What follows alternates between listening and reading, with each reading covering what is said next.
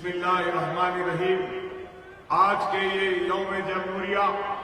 یہ جشن جمہوریہ میں ہم سب یہاں جمع ہیں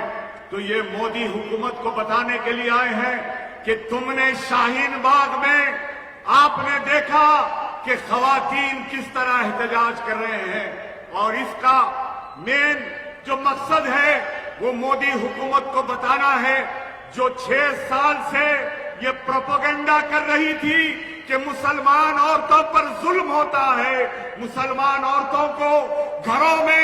ظلم کا شکار کر دیا جاتا ہے۔ دیکھ لو مودی، یہ برقعے والوں کا احتجاج ہے، اور جو برقعے والے نکلے تو داڑھی والے جب نکلیں گے تو کیا ہوگا اندازہ کر لو۔ اور یہ ٹوپی والے نہ سمجھو،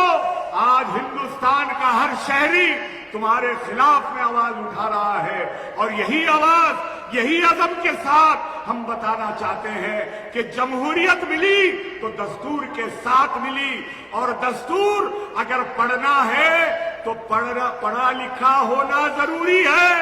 انٹائر پولیٹیکل سائنس نہیں۔ دستور کو پڑھ کے دکھاؤ تو سمجھ میں آئے گا کہ جمہوریت کیا ہے۔ ہم اسی عزم کے ساتھ کہ جب تک یہ حکومت ان قوانین کو واپس نہیں لے گی، ہم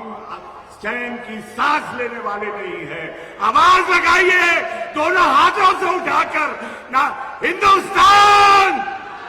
ہندوستان